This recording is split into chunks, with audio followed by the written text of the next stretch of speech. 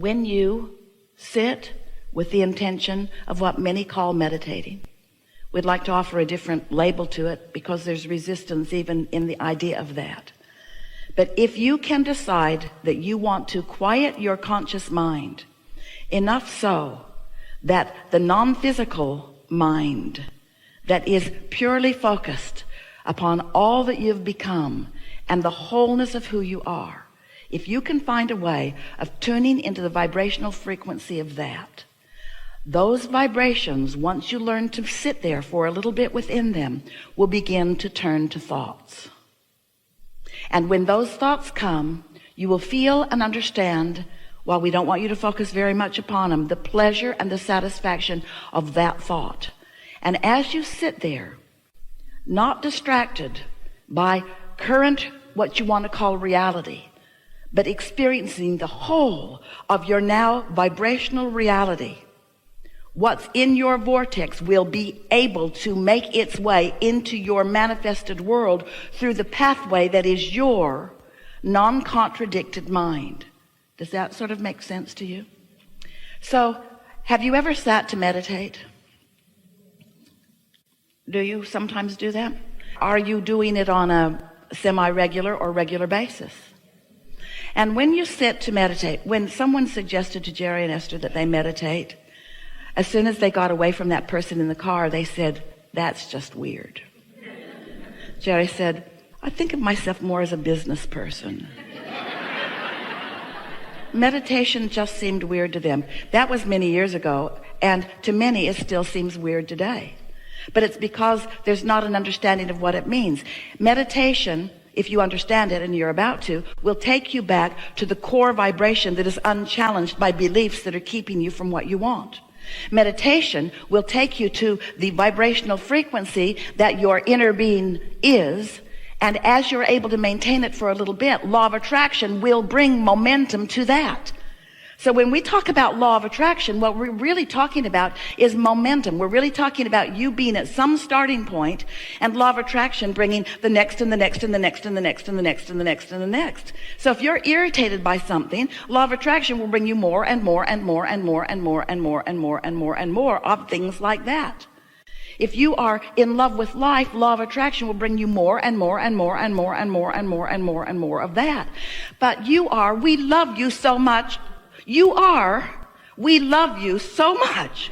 You are sloppy in your thinking. You are reactive in your thinking. You are letting everything in the world be the reason that you are offering the vibration that you're offering, and then you are in opposition to what you really want. You can't get there from there. So, when you sit to quiet your mind, at first it's very difficult because your mind has been trained to be responsive to your environment. But when you quiet your mind, and what that requires is focusing upon something quieter. Esther sat to meditate yesterday, and she had a load of clothes in the washing machine, and a door closed, but she could still hear the clanging and the banging of the zipper on the jeans. And it kept her from being able to withdraw from her physical experience. Just something that simple. And she thought, well, it'll stop in a minute, but it didn't. It was an hour and 12-minute cycle. And so it wasn't a good choice of a time or a place for her to intend to quiet her mind. If your telephone's going to ring, it's not a good time or a place to sit to meditate. You want to find a time when you are not likely to be interrupted, in a space where you can really control the environment a bit. It's good if you can shut out the things that you're mostly physically attracted to. So as you sit in this comfortable position, it doesn't matter what it is as long as it's comfortable. And as long as you believe that you can maintain it for at least 15 minutes without needing to worm around, sit in a comfortable place with one intention, and that is to let your mind be still. And when your mind wanders, and it will, just focus upon the idea that you want your mind to be still. Now, we have noticed, as we've watched so many of you, that it is really helpful if you can find something to focus upon that isn't much to think about. Like even a ticking of a clock is a pretty good thing. Or the dripping of a faucet is a pretty good thing. Or if you want your eyes to be open, it's really better if they're closed, a flickering of a flame. It doesn't matter what it is, as long as it's not very much. So it has your attention, but it doesn't bring a lot of attention.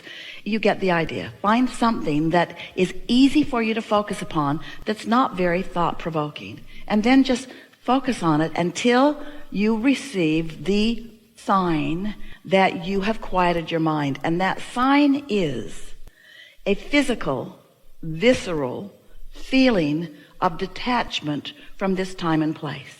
It feels like numbness. It feels like floating. It feels like a suspension of gravity.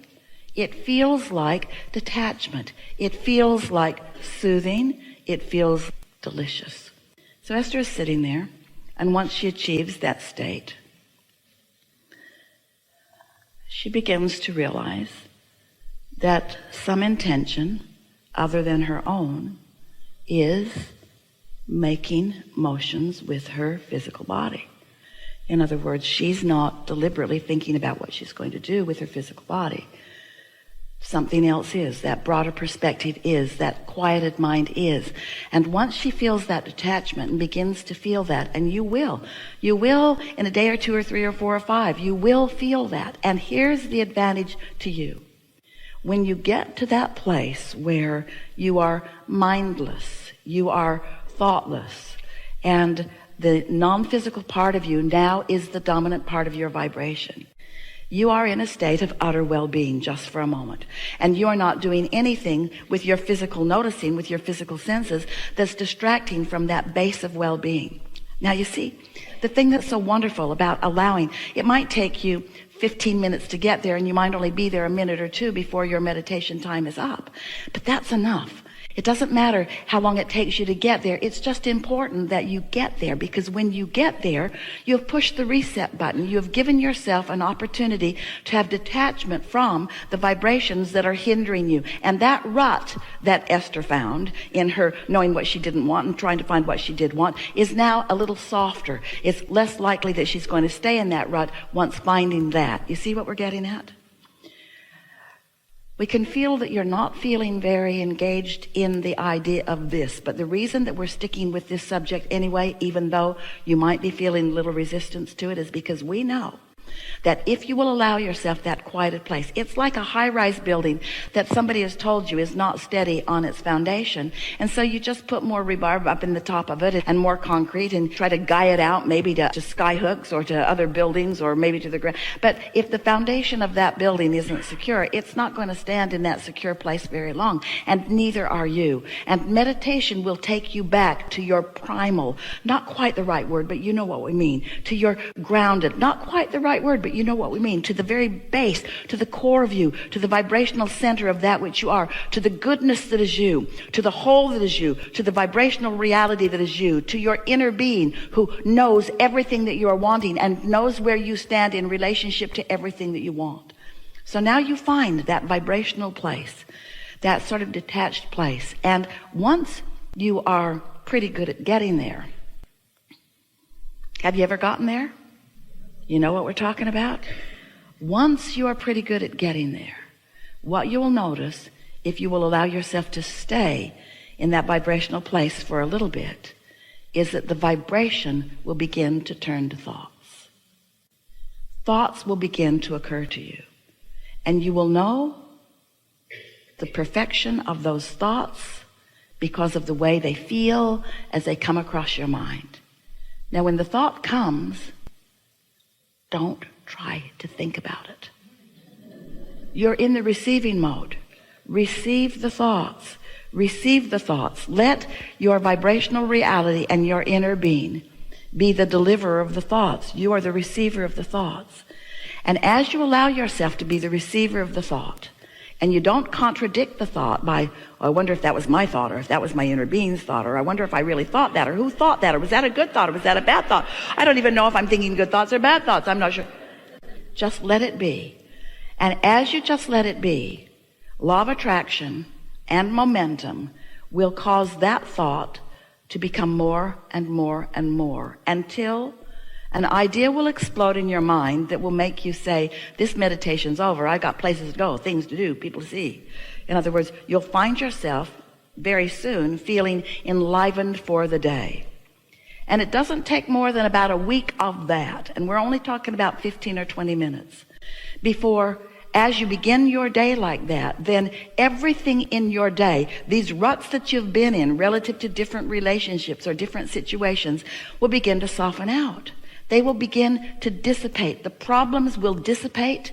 And if you don't get too carried away in taking score of what's dissipating, and instead you just enjoy, you just find the satisfaction factor in finding your clarity and your strength. Besides what's happening with your mind, you allowing thoughts to turn to things, your physical apparatus is being rejuvenated. You are in the replenishing mode. Everything about your experience is being enhanced and improved because you are allowing yourself a respite from the contradictory thoughts that you didn't even know you had, that are in the form of beliefs that you've picked up along your physical trail in defense of the world that you are defending yourself against. You must be defenseless to be in the receiving mode.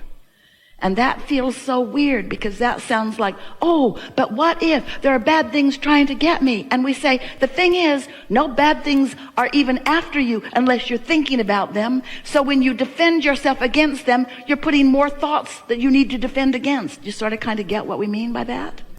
There is no law of assertion. There's only a law of attraction. Nothing is being asserted into your experience. It is all being attracted into your experience. And so, it's such a good time to return for a little while every day to the true nature of your being, where you allow the full force of goodness and wisdom and clarity to demonstrate in your day-to-day experiences. It is our promise to you that you will notice an improved manifested state right away. But we don't want you to take score, because we want for a little while your attention to be off of your manifested state. We want your attention for a little while to be upon your vibrational basis, because vibrations turn to thoughts and thoughts turn to things. And the satisfaction factor of releasing resistance and sitting there in that soup of well-being is satisfying. And when a thought comes into your mind that's about well-being and love, when it's a thought that you can't even articulate, it's just a feeling of well-being, that's a satisfaction. And when that thought turns to a thought of something that you're appreciating and you allow yourself to just ponder that thing that you're appreciating, there's satisfaction. And then when that thought gathers up another thought or two and you begin to feel enthusiasm in your experience, that's satisfaction. And then when you move out into the day and your timing is better than it's ever been, that's satisfaction. When you find timing everywhere you go, that's satisfaction. And you're the only one that will be witnessing it, because you're the only one that really knows what you've been asking for. But as it is demonstrated to you, not because you finally deserve it, but because you finally allow what you do deserve. So, we know that was long. We also know it is the most important thing that you've ever heard. Because, friends, you're trying, we know you are, you're trying to break through, but you're not starting with enough momentum. Start back here and you'll gain the momentum that equals the energy that creates worlds. And one who is connected to that kind of stream is more powerful than millions who are not. You can be a force for the goodness that you are. You can be a demonstrator of the well-being that is for everyone to receive. But you've got to allow yourself enough momentum that you're not distracted by the next thing that comes along.